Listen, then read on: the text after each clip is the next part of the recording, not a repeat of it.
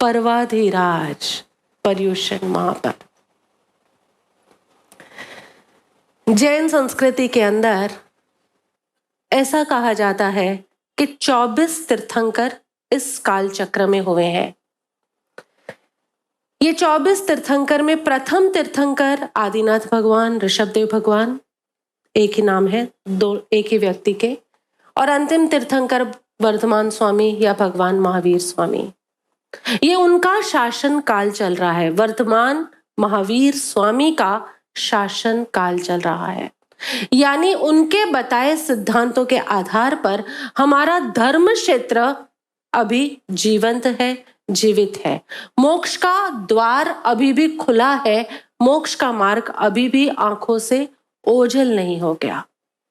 भगवान महावीर की शासन परंपरा, और इस शासन परंपरा के अंदर लगभग 980 वर्ष के बाद शास्त्रों को अंकित किया गया था। तुम्हें पता है देवादिगणी क्षमा श्रमण ने पूरी कॉन्फ्रेंसेस बुलाई थी, वल्लभीपुर के अंदर बैठकें हुई थी, और उन बैठकों में 12 वर्षों का समय लगाकर शास्त्रों को लिखा गया था, क्योंकि उससे पहले सब कुछ मुख पाठ चलता था। भगवान ने कहा, गंधर्वों ने सुना, गंधर्वों ने सुना, केवली ने केवली को दिया, केवलियों ने आगे साधुओं को दिया, साधुओं ने आगे सबको दिया। ये परंपरा मुख परंपरा के रूप से चलती रही। लेकिन 980 वर्ष बाद देवादिगणी ने जब ये आयोजन किया और शास्त्रों को लिपिबद्ध किया, उसमें एक प्रमुख शास्त्र उन लोगों ने सबने एक मान्य होकर रचना करी, जिसका नाम था कल्पसूत्र। नाम सुना होगा शायद जैनों ने। कल्पसूत्र बनाया गया, लिखा गया, और ये कल्पसूत्र साधुओं को ही पढ़ने की आज्ञा थी। श्रावक नहीं सुन सकते थे। साधु लोग अपनी आराधना करते थे, उसमें कल्पसूत्र खास ये पर्युषण के 8 दिनों में पढ़ते, वांचते, समझते, और पूरा लगभग 1250 सूत्र हैं उसके अंदर। उन 1250 सूत्रों को 8 दिनों के अंदर पढ़ते, विचारते, पता नहीं क्या क्या करते थे। लेकिन ये परंपरा खाली साधुओं के पास, साध्वियों के पास सुरक्षित थी। काफी वर्षों बाद, काफी शताब्दियों बाद कालकसूरी आचार्य का प्रवेश हुआ, और वो भी इन सब आगमों के ज्ञाता थे, कल्पसूत्र के ज्ञाता थे। विहार करते करते वो सभी जगह धर्म प्रभावना करते थे। ऐसे में वह आनंदपुरी नाम की एक नगरी में आए, जहां का राजा था ध्रुवसेन। ध्रुवसेन राजा बहुत ही न्यायप्रिय राजा था, न्याय के साथ पूरा अपना राज्य संभाल रहा था, और पूरी प्रजा उससे बहुत खुश थी। लेकिन एक बार कुछ अकस्मात घटता है, और उसका जो यंग बेटा होता है वो मृत्यु को पाता है।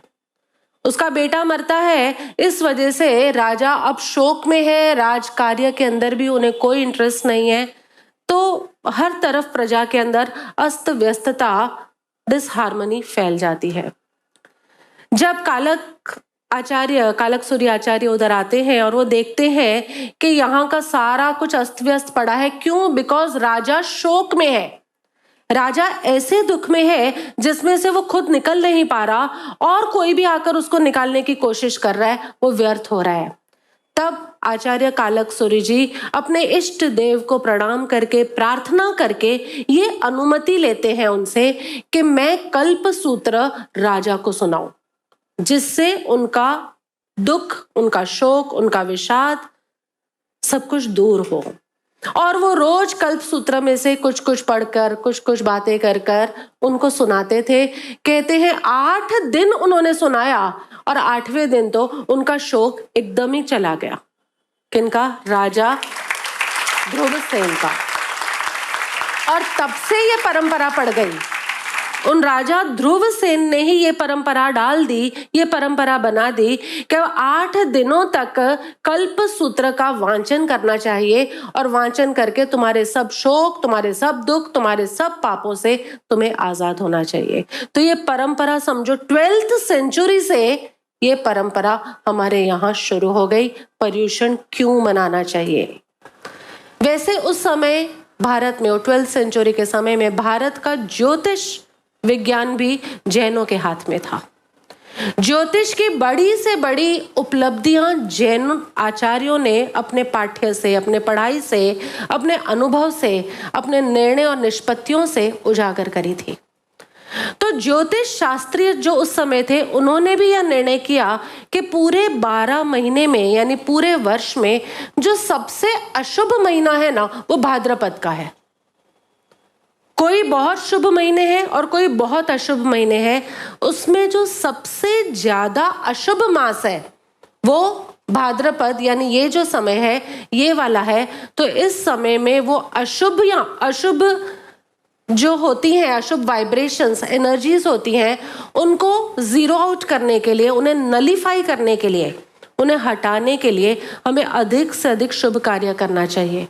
और उसमें भी उन्होंने ये खास 15 दिन देखे जहां से पर्युषण पर्व शुरू करने की, पर्युषण पर्व की आराधना को शुरू करने की उन लोगों ने एक अपनी चर्या बनाई कि पूरे साल भर में भी अगर आप धर्म आराधना नहीं कर रहे, लेकिन ये 8 दिन जब अशुभ अपने पीक पर होगा, उस समय प्लैनेट की एनर्जीज भी अशुभ है, तुम्हारी कार्मिक एनर्जीज भी अशुभ की तरफ ही जा रही है, तब ये 8 दिन अपने आप को और अधिक जागृति के साथ शुभ के अंदर डालना चाहिए। और इसी वजह से कालक सूर्याचार्य, ध्रुवसेन राजा और उस समय का ज्योतिष विज्ञान, इन सभी का कॉम्बिनेशन करके लगभग 12th सेंचुरी के अंदर से पर्युषण महापर्व की ये परंपरा शुरू हुई, जो 21वीं शताब्दी में भी हम बना रहे हैं।